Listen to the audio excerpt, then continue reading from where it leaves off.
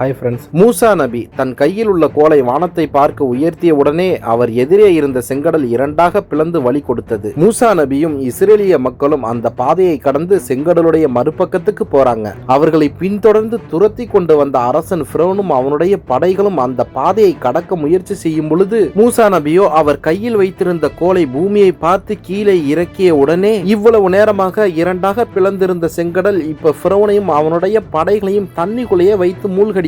இதனால் கடலுடைய ஆழத்துல மூழ்கி சாகடிக்கப்படுறான் அரசன் ஃபிரௌன். 3000 வருடத்திற்கு முன்னாடி எகிப்தில் நடந்த இந்த சம்பவம் குர்ஆன் மற்றும் பைபிள்ல சொல்லப்பட்டிருக்கு. என்னதான் புனித நூட்கள்ல இந்த சம்பவம் சொல்லப்பட்டிருந்தாலும் அறிவியலும் ஆராய்ச்சியாளர்களும் இந்த சம்பவத்தை நம்பவே இல்லை. ஆனால் அறிவியலே இந்த சம்பவம் நடந்தது உண்மை தான் சொல்லக்கூடிய அந்த நாள் வந்தது. காரணம் 3000 வருஷத்துக்கு முன்னாடி கடல்ல முழுகப்பட்டானே அரசன் ஃபிரௌன், அவனுடைய உடல் இப்போது கரையோரமாக கரை ஒதுங்கி இருக்கு. யார் இந்த ஃபிரௌன்? அவனுடைய உடலை எடுத்ததுக்கு பிறகு என்னென்னலாம் நடந்ததுன்னு மிகப்பெரிய மிஸ்டரியை இந்த வீடியோல நம்ம பார்க்க போறோம். தயவு செய்து இதை மம்மி ஸ்டோரின்னு மட்டும் நினைச்சுக்கிடாதீங்க. ஏன்னு கேட்டீங்கன்னா மம்மிங்கிறது உடல் உள்ளுறுப்பை எடுத்துட்டு பதப்படுத்தி வைக்கிற விஷயம். ஆனா இங்க உடலும் அழுகல, உடல் உள்ளுறுப்பும் அழுகல. இதுக்கெல்லாம் மேல 3000 வருடத்திற்கு மேலாக கடல் தண்ணிலேயே இருந்தும் கூட ஃபிரௌனுடைய உடல் ஏன் அழுகாமல் இருந்தது? அதற்கான காரணம் என்ன? ஃபிரௌனை பற்றிய மிகப்பெரிய மிஸ்டரியை இன்னைக்கு ஒட்டச்சி நம்ம சொல்ல போறோம். அதனால இதை பார்க்கக்கூடிய வியூவர்ஸ் நீங்க பார்க்கறது மட்டும் இல்லாம நம்மளோட ஃப்ரெண்ட்ஸ் அண்ட் ஃபேமிலிக்கும் வீடியோவை ஷேர் செஞ்சு விட்டுட்டு முக்கியமான தகவல்களை உங்க கிட்ட கொண்டு வந்து சேர்க்கிற என்னைய சப்ஸ்கிரைப் பண்ண மறந்துடாதீங்க.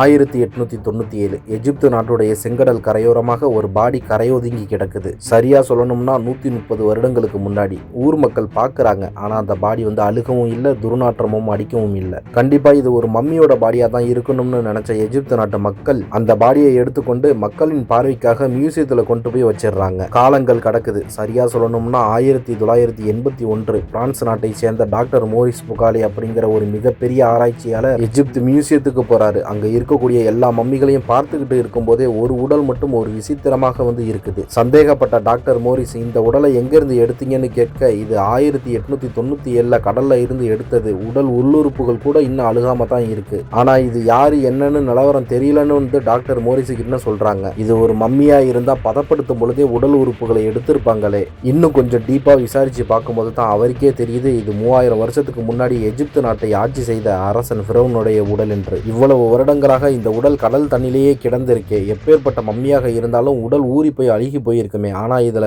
உடல் உள்ளுறுப்புகள் முதற்கொண்டு அழுகாம இருக்கேன்னு சந்தேகப்பட்ட டாக்டர் மோரிஸ் ஃபிரௌனுடைய உடலை ரிசர்ச் செய்வதற்காக பிரான்ஸ் நாட்டுக்கு எடுத்துக்கிட்டு போறாரு. பிரான்ஸ் நாடோ ஒரு மிகப்பெரிய அரசாட்சியிலிருந்து வந்த நாடு. ஒவ்வொரு அரசர்களுக்கும் மரியாதை கொடுக்கணும்னு நினைக்கக்கூடிய நாடு. ஃபிரௌனும் எகிப்துடைய மிகப்பெரிய அரசன் என்பதால் அவனுடைய உடலும் மிகப்பெரிய அரசு மரியாதையுடன் பிரான்ஸ் நாட்டுக்கு எடுத்து வரப்படுது. இந்த விஷயத்தை கேள்விப்பட்ட உலகத்துடைய பல ஆராய்ச்சியாளர்கள் டாக்டர் மோரிஸுக்கு உதவி பண்றாங்க. இறுதியாக அரசன் ஃபிரௌனுடைய உடலை ஆராய்ச்சிக்கு உட்படுத்துறாங்க. இதுல முதல் கட்ட ஆராய்ச்சியாக DNA test, blood test, scanning இது போன்ற பல ஆராய்ச்சிகளை எடுக்கிறாங்க. பல மணி நேரங்கள் ஆராய்ச்சி செய்தும் எந்த ஒரு பதிலும் அவங்களுக்கு கிடைக்கல. அது எப்படி உடல் உள்ளுறுப்புகளும் எடுக்கல, எந்தவித கெமிக்கலும் போட்டு மம்மி மாதிரி பதப்படுத்தவும் இல்லை. ஆனா 3000 வருடம் கடல் தண்ணிலேயே இருந்தும் கூட இந்த ஃபிரௌனுடைய உடல் அழுகாம எப்படி இருக்குதுன்னு குழம்பி போறாரு டாக்டர் மோரிஸ். அவரோட வேலை பார்க்கக்கூடிய சக ஆராய்ச்சியாளர் ஒருவர் அரசன் ஃபிரௌனை பத்தி குர்ஆன் மற்றும் பைபிள்ல சொல்லப்பட்டிருக்கு, நம்ம ஏன் அதை ரிசர்ச் பண்ணக்கூடாதுன்னு கேட்கிறாரு. டென்ஷனான டாக்டர் மோரிஸ், எனக்கு என்ன பண்ணணும்னு தெரியும், அதெல்லாம் அறிவியலுக்கு எதிராக உருவாக்கப்பட்ட கட்டுக்கதைகள். நான் அறிவியலின் படியே ரிசர்ச் பண்ணி எனக்கு உண்டான பதிலை தேடிக்கிறேன்னு சொல்லி மறுபடியும் ஆராய்ச்சியை தொடங்குறாரு.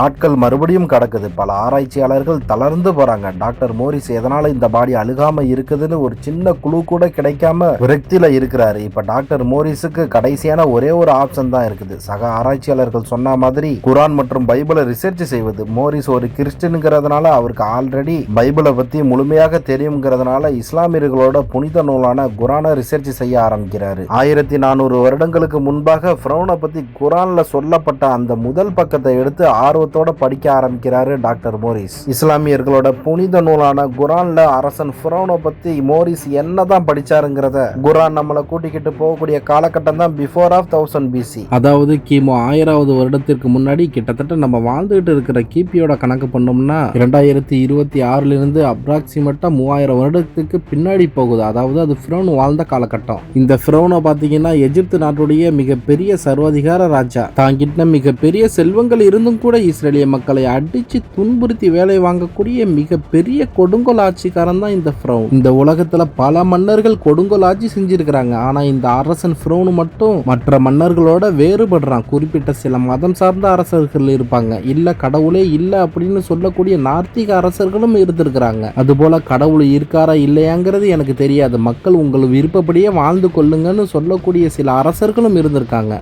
ஆனா நான் சொன்ன இந்த எந்த கேட்டகரியிலுமே அரசன் ஃபிரௌன் கிடையாது. இதெல்லாம் தாண்டி ஃபிரௌன் என்ன சொல்லியிருக்கிறான்னா, நான் தான் கடவுள், நீங்க என்னைய மட்டும் தான் வணங்கணும்னு சொல்லி தன்னை போலவே ஒரு மிகப்பெரிய சிலையை உருவாக்கி அதையும் மக்களை வணங்க சொல்லி துன்புறுத்தி இருக்கிறான் இந்த அரசன் ஃபிரௌன். இப்ப நம்ம பார்க்க போறது தான் இந்த வீடியோவோட ஒட்டுமொத்த முக்கிய புள்ளின்னு சொல்லலாம். ஃபிரௌன் தன்னைத்தானே கடவுளா வர்ணிச்சு மக்களை வணங்க சொல்லி துன்புறுத்தினது அந்த கடவுளுக்கே பிடிக்கலையான்னு தெரியல. அதாவது நிலம், நீர், நெருப்பு, ஆகாயம், காற்று இது எதுவுமே உன்னுடைய உடலை ஏற்றுக்காதுன்னு ஃபிரௌன் வாழும் பொழுதே அவனுடைய உடலுக்கு சாபம் மீட்டப்பட்டிருக்கு. ஆனா இந்த ஃபிரௌன் செஞ்ச ஒரே ஒரு நல்ல காரியம் என்னன்னு பாத்தீங்கன்னா, தினமும் 300 மாடுகளை அறுத்து ஊர் மக்களுக்கு சாப்பாடு போட்டிருக்கான். தர்மம் தலை காக்கும்னு தமிழ்ல சொல்லுவாங்க இல்லையா, அந்த அளவுக்கு தர்மம் பண்ணதுனாலேயே ரொம்ப காலமா ஃபிரௌன் உயிரோட இருந்திருக்கிறான். ஜோசியத்து மேல அதிக ஆர்வம் கொண்டிருந்த ஃபிரௌன் நான் தான் கடவுள்னு சொல்லிக்கிட்டு ஜோசியக்காரர்கள் சொல்ற விஷயத்த அப்படியே செஞ்சிருவான். அப்படி ஒரு நாள் இந்த ஜோசியக்காரர்கள் ஃபிரௌன் கிட்ட சொல்றாங்க, உன்னுடைய அரசாட்சிக்கு மிகப்பெரிய ஆபத்து வரப்போகுது. ஒரு நாள் உன்னுடைய நாட்டிலேயே ஒரு ஆண் குழந்தை பிறக்கும், எதிர்காலத்துல அதுவே உன் அழிவுக்கு காரணமாக இருக்கும்னு சொன்ன உடனே டென்ஷன் ஆன ஃபிரௌன் கொஞ்சம் கூட இரக்கம் இல்லாமல் அந்த நாள்ல பிறக்கக்கூடிய அத்தனை ஆண் குழந்தைகளையுமே கொல்றதற்கு உத்தரவு போடுறான். ஜோசியக்காரர்கள் சொன்ன அந்த நாளும் வருது. அப்ப எகிப்து நாட்டுல காலையிலிருந்து இரவு வரை பிறந்த அத்தனை ஆண் குழந்தைகளையுமே அன்னைக்கு இரக்கமே இல்லாமல் சாகடிக்கப்படுறாங்க. ஆனா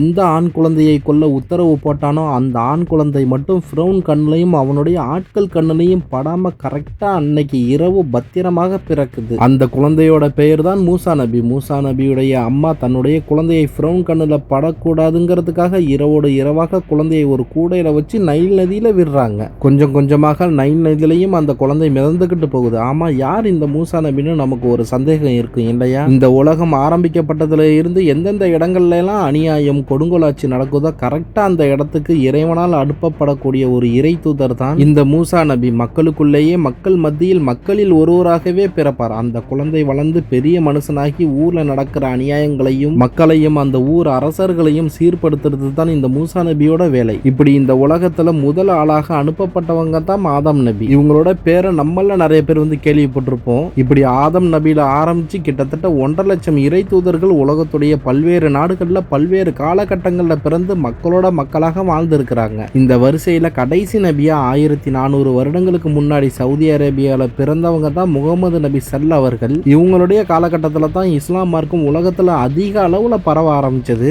சவுதி அரேபியாவில் பிறந்த முகமது நபி ஸல் அவர்களுடைய காலகட்டத்துக்கு முன்னாடி அப்ராக்சிமேட்டா 1200 வருடங்களுக்கு முன்னாடி எகிப்துல பிறந்தவங்க தான் இந்த மூசா நபி, அதாவது அரசன் ஃபிரௌனுடைய காலகட்டம். இப்ப இந்த மூசா நபி யாருங்கிறது உங்களுக்கு கண்டிப்பா விளங்கியிருக்கும். இப்படி குழந்தை மூசா நபி நைல் நதியில மிதந்துகிட்டே போய் ஃபிரௌனுடைய அரண்மனைக்கு பின்பக்கம் போய் சேர்றாங்க. ஃபிரௌனுடைய மனைவி கண்ணுல அந்த குழந்தை படுது. குழந்தை வேற ரொம்ப அழகா இருக்கிறதுனால அந்த குழந்தைய தூக்கிக்கிட்டு ஃபிரௌனு கிட்ட போயிட்டு இந்த குழந்தைய நாமளே எடுத்து வளர்க்கலாம்னு சொல்றாங்க. ஃபிரௌனும் சந்தேக பார்வையோட ஒருவேளை இந்த குழந்தை தான் அந்த குழந்தையா இருக்குமோன்னு அரை மனசோட தலையாட்டுறான். ஆனா அவனுக்கு தெரியல நம்மளோட அழிவை நம்மளே கூட வச்சு வளர்த்துக்கிட்டு இருக்கும்னு. இப்ப மூசா நபியோ இளமை பருவத்தை தாண்டி வளர்ந்து வந்துட்டாங்க. ஃபிரௌன் அரசவையில் இருக்கும் பொழுது அவருக்கு எதிரே கேள்வியை எழுப்பிய மூசா நபி, நீ மக்களை அடிமைப்படுத்தி துன்புறுத்துகிறாய், மிகப்பெரிய தவறு இது. அது இல்லாம உன்னை நீனே கடவுள்னு சொல்லிக்கிட்டு மக்களை வணங்க சொல்றது அதை விட மிகப்பெரிய தப்பு. ஒழுங்கா திருந்திக்க, இல்லைன்னா மிகப்பெரிய விளைவை சந்திக்க நேரிடும்னு சொல்லிட்டு அரண்மனையை விட்டு வெளியே போறாங்க மூசா நபி. ஃபிரௌனை யாரும் இப்படி எதிர்த்து பேசுனது கிடையாது. இதனால ஆத்திரமடைந்த ஃபிரௌன் தான் வளர்த்த தத்து பிள்ளைன்னு கூட பார்க்காம இதுக்கு மேல இவனை விட்டு வச்சா நம்மளுக்கே ஆப்பு வச்சிருவான்னு மூசா நபியை கொல்றதுக்காக தன்னோட படைகளோட துரத்திட்டு போறான். மூசா நபியோ அவங்களோட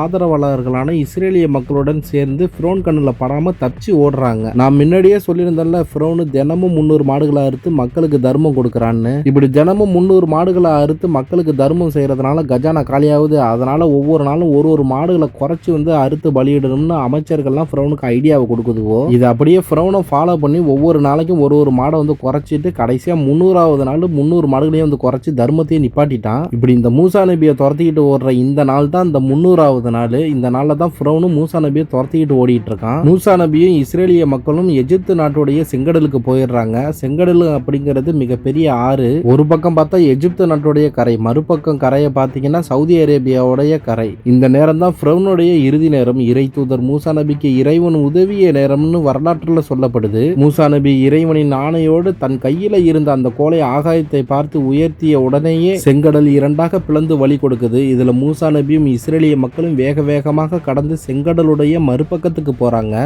பிளந்து நின்ற செங்கடல்ல ஃபிரௌனும் அவனுடைய படை வீரர்களும் கடக்க ஆரம்பிக்கிறாங்க. இப்ப மூசா நபி அவங்களுடைய கையில வச்சிருந்த அந்த கோலை எடுத்து பூமியை பார்த்து கீழே இறக்குறாங்க. இவ்வளவு நேரம் இரண்டாக பிளந்திருந்த செங்கடல் ஃபிரௌன் மற்றும் அவனுடைய படைகளை தண்ணிக்குள்ளேயே வைத்து மூழ்கடிக்குது. இந்த உலகத்தில் இருக்கக்கூடிய கடைசி மக்கள் பார்க்கிற வரைக்கும் நாம் தான் ஃபிரௌனை இந்த உலகம் மக்களுக்கு அத்தாட்சியாக வைத்துள்ளோம்னு ஃபிரௌனை பற்றின பாகங்கள் குரான்ல நிறைவடையுது. ஆனா குரான் முழுவதையும் படிச்சு பார்த்த டாக்டர் மோரிஸ் மிரண்டு போயிடுறாரு. நான் தான் கடவுள்னு சொல்ற யாரா இருந்தாலும் அவனுக்கு மிகப்பெரிய அழிவு இருக்குன்னு மோரிஸ் குரானோட இறுதியில தெரிஞ்சுக்கிறாரு. இத்தனை நாள் ஃபிரௌனை ஆராய்ச்சி பண்ணியும் கிடைக்காத பதில் 1400 வருஷத்துக்கு முன்னாடியே இந்த குரான்ல எப்படி துல்லியமா சொல்லப்பட்டிருக்குன்னு வியந்து போய் முஸ்லீமாகவும் மாறவும் செய்யறாரு. இறுதியா டாக்டர் மோரிஸ் சொன்ன வார்த்தைகள் என்ன தெரியுமா? சயின்ஸுக்கும் மித்தலாஜிக்கும் உள்ள மிகப்பெரிய போராட்டத்துல சயின்ஸை வீழ்த்தி ஜெயிச்சது என்னவோ மித்தலாஜி தான். 3000 வருஷத்துக்கு முன்னாடியே ஆட்சி செஞ்ச அரசன் ஃபிரௌனுடைய உடலை பற்றி எல்லா டீடைல்ஸும் எனக்கு குரான்ல இருந்து கிடைச்சிருச்சுன்னு சொல்லிட்டு ப்ராஜெக்டையும் க்ளோஸ் பண்ணி முடிக்கிறாரு. பிரான்ஸ் நாட்டுல 40 வருஷத்துக்கு முன்னாடி மிகப்பெரிய அளவுல பேசப்பட்ட ஃபிரௌனுடைய ரிசர்ச் வரலாற்றுல சொன்னபடியே